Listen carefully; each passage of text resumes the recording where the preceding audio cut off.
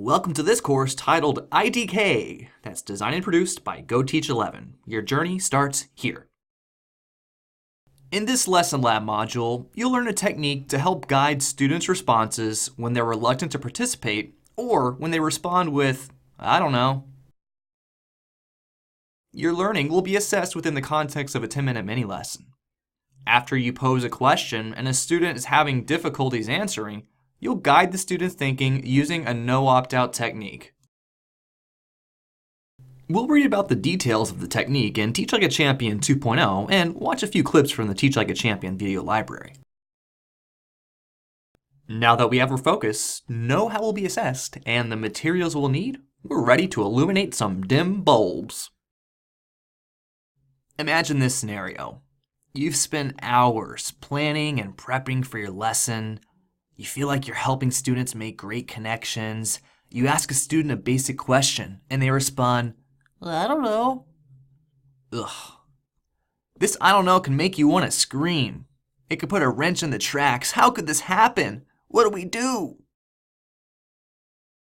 So there's three basic scenarios for IDK. The first is that the student really does not know. Despite your best efforts, something didn't stick, and you'll need to create another experience or make another connection for the student to really know next time you ask them. Second reason, the student wasn't paying attention to the question. Maybe they were thinking about what will happen after school, or they were wondering why the Cowboys haven't made a deep run in the playoffs in decades. In this case, maybe we'll just restate the question. The third main cause, the student just doesn't want to participate and is trying to opt out of thinking. No matter the cause, we'll need to have a plan in place for when I don't know occurs. If left unaddressed, we send the wrong kind of message in what we expect from our students. I don't know.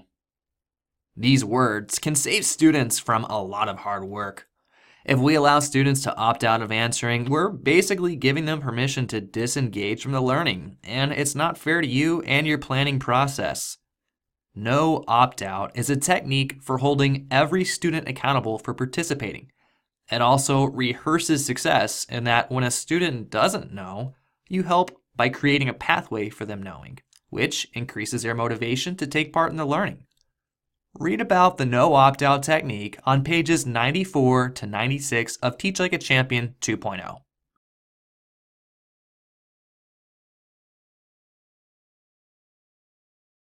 The first basic format for no opt-out is to simply provide the answer to the question and then have the student repeat the answer. Here's an example. The ball is red. What's the verb in the sentence? Jim. I don't know. This one's a little tricky. The verb is. Jim, tell us the verb again. The verb is. This method is super simple, but it does create that additional opportunity for the student to process accurate information. A slight variation is to go to another student to see if he or she can provide the right answer, and then having the original student or students repeat the answer.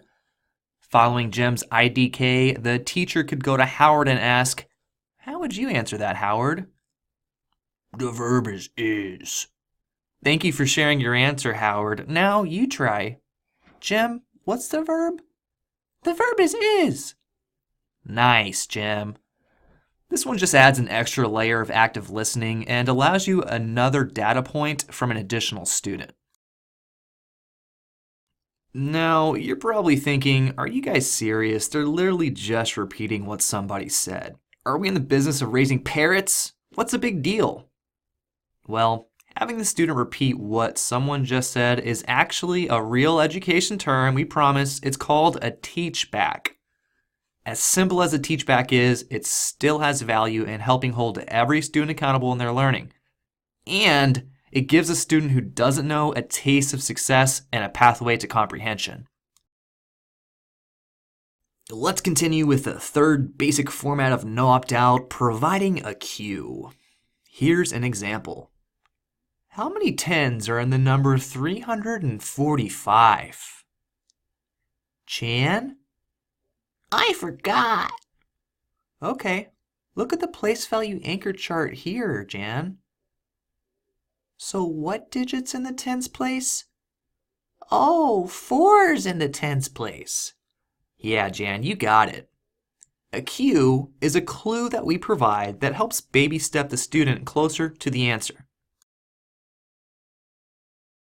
And now for the final basic format, having a different student provide a cue. That might look something like this. How many tens are in the number 345? Jan? I forgot. Who could tell Jan a way to find the tens place in a number? Margot. The tens place is between the ones and hundreds. Yeah, Margot, you're exactly right. So, Jan, how many tens are in 345? Oh, there are 4 tens in the number 345. You got it, Jan. Asking another student to provide a cue is an expert way to troubleshooting when a student is unable to provide an answer. Teach Like a Champion offers some useful cues to help you get students back on track with their answers. We want to give students a prompt that offers useful information in a way that pushes or leads them in the thinking process, helping clarify where the answer may be found, giving clues for the next step in the process, clarifying the words in the question, or identifying the mistake are all helpful cues.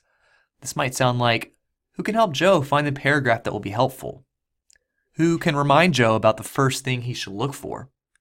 Can someone tell Joe what it means to infer? And what mistake did Joe make from which we can all learn? Check out clips 9, 10, and 12 and my.teachlikeachampion.com to see no opt-out in action. These clips are good models for what your mini lesson could look like, where you're leading a discussion based off a text and then checking for understanding with pre-planned questions. As you watch, try to identify how the teachers helped guide students' thinking and consider how you'll do the same with your own mini lesson.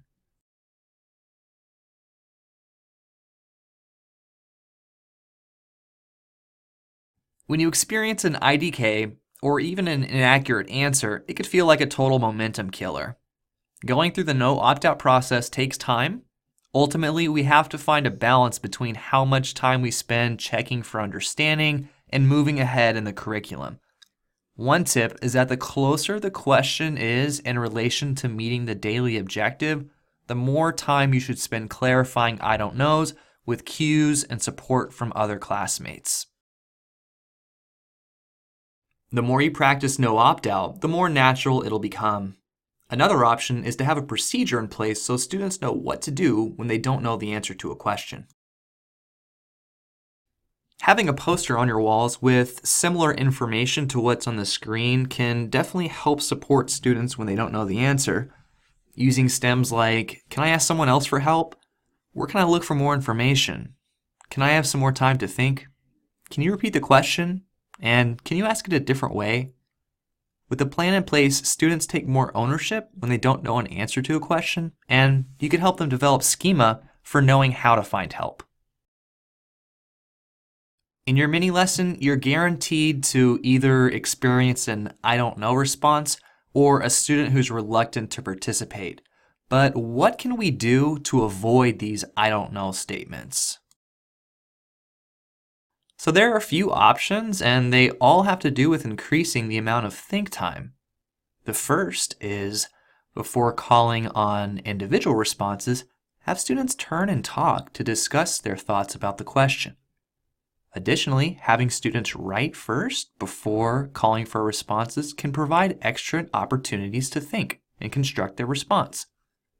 When you want to get anxious students or students who need extra support to participate, consider sharing a question or two with them in advance at the beginning of class. That way, when it's time for the question, they'll be ready and know what to expect. A rule of thumb is no matter what, you're going to experience I don't knows or reluctant responses.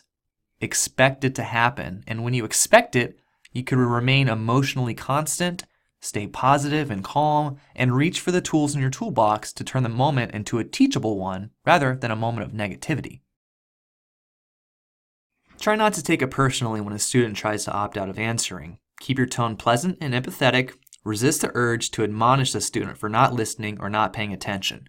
Remember, the goal is to provide conditions in which the students feel safe and are part of a community of learners. Woohoo! You've made it! You've completed your learning for this module. The final few slides will review what you need to do to be successful during your 10-minute mini lesson. To receive credit for this course, when a student says, "I don't know," or is reluctant to participate during your mini lesson, you must advance their thinking using a no opt-out technique to lead them to answering the question accurately if possible. For that extra challenge, prepare a visual aid related to a no opt-out technique that serves to support a procedure in your classroom. Not a whole lot of prep for this module, but we nonetheless do have a few tips to help you be successful. First, consider the questions you've been developing for this lesson lab. Know that to at least one of those questions, a student is going to say, "I don't know," or be reluctant to respond. What you can do is, for each question, brainstorm cues that could help lead students to providing an accurate response. Thanks for watching this module titled IDK that was designed and produced by GoTeach11. Good luck, and feel free to review this video at any time as you prepare for your upcoming mini lesson. This video referred to content from Teach Like a Champion 2.0. Images were downloaded from 123RF and Pixabay.